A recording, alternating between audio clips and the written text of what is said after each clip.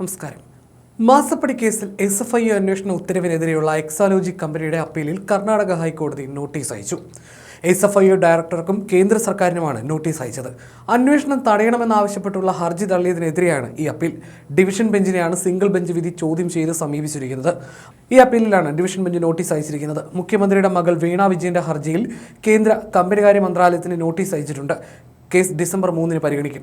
SFI അന്വേഷണം ചോദ്യം ചെയ്ത് മുഖ്യമന്ത്രിയുടെ മകൾ വീണ വിജയൻ ഡയറക്ടറായ എക്സാലോജി കമ്പനിയാണ് കർണാടക ഹൈക്കോടതി സമീപിച്ചത്.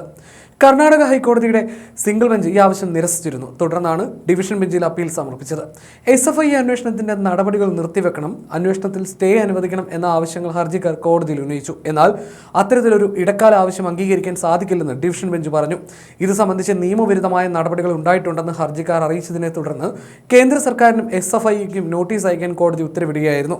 ഡിസംബറിൽ ഈ ഹർജി വീണ്ടും പരിഗണിക്കുമെന്ന് കോടതി വ്യക്തമാക്കി. എക്സാലോജിക് കമ്പനി CMRL നിന്ന് സേവനങ്ങളൊന്നും ചെയ്യാതെ 1.72 കോടി രൂപ കൈപ്പറ്റി എന്നതായിരുന്നു ആരോപണം. ഇതുമായി ബന്ധപ്പെട്ട് 2022 ജനുവരിയിൽ അന്വേഷണം ആരംഭിച്ചു.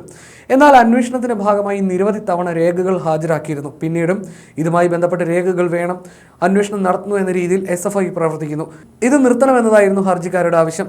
CMRL എക്സാലോജിക് ദുരൂഹ ഇടപാടിൽ വീണ വിജയന് സുപ്രധാന പങ്കെന്ന് SFI റിപ്പോർട്ടിൽ വ്യക്തമാക്കിയിരുന്നു. വീണയും ശശിധരൻ കർത്തയും ഒത്തുകളിച്ച് CMRL നിന്ന് 2.78 കോടി രൂപ തട്ടിയെടുത്തുവെന്നും എക്സാലോജിക് CMRL സേവനം നൽകിയതിന് ഒരു തെളിവുമില്ലെന്നും റിപ്പോർട്ട് വിശദീകരിക്കുന്നു. വീണയ്ക്ക് പ്രതിമാസം 5 ലക്ഷം രൂപ വീതമാണ് CMRL നൽകിയത്. എക്സാലോജിക്കിന് 3 ലക്ഷം രൂപ വീതവും നൽകിയെന്നും വെളിപ്പെടുത്തലുണ്ടായിരുന്നു. SFI റിപ്പോർട്ടിൽ വീണ വിജയൻ 11ാം പ്രതിയാണ്.